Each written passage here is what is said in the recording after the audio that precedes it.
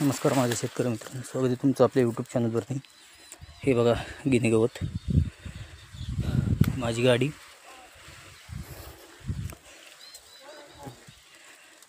हे म्हणजे हा तो पूर्ण असं चढ वरती जाऊन आणि जात नाही गाडी, पण तरी बी आपण हिला घेऊन जातो वरती। तर मित्रांनो, इकडे बघा मध्ये ऊस दाबलेला आहे। काल मला दाखवतो तुम्हाला, हे बघू शकता तुम्ही। म्हणजे ही एक सरी दाबली की मध्ये अशी आपण ही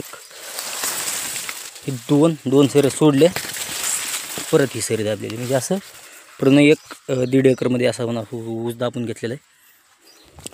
तर याचं अंतर जवळजवळ मित्रांनो 500 फूटच्या आसपास असेल, तेवढा आपण ऊस दाबून घेतलेला आहे। म्हणजे आपण ऊसाच्या कडेला जी गिनी गवत लावलं होतं त्याची आता कापणी चालू आहे।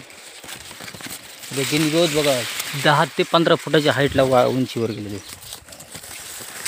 10 फूट उंचीचं आपलं गिनी गवत झालेलं आहे। तर पहिले ह्या बाजूला आपण लावलं होतं, त्याची कापणी झालेली, म्हणजे चालू आहे त्याची कापणी। आता मित्रांनो, हा जे ऊस चाळला आहे मी, हे बघू शकता तुम्ही।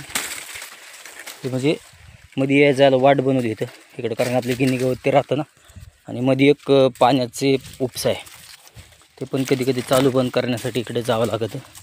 त्याच्यामुळे हा ऊस मी चाळून घेतलेला आहे पूर्ण, आणि इकडं आपण गिनी गवतची लागवड केली।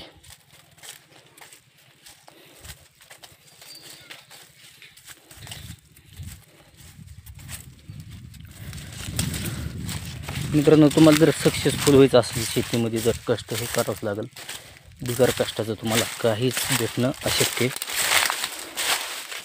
हे बघू शकता तुम्ही इकडे,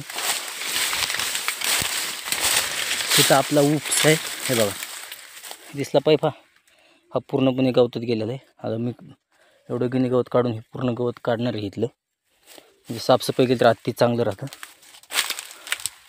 आणि पूर्ण हा असं कडनी गिनी गवत आहे, पुढे होऊ शकतं। हे ऊस दाबलेलं आपण दिसते तुम्हाला पातळ पातळ, मग अशी ऊस दाबलेली ती तुम्हाला सरी दाखवली होती। ऊस दाबीन काय होतं, तुम्हाला हवा खेळती राहते, सूर्यप्रकाश भेटतो ऊसाला। तसं आपला ऊस काय एवढा चांगला नाही आहे, पातळच आहे ऊस, 265 व्हरायटीचं।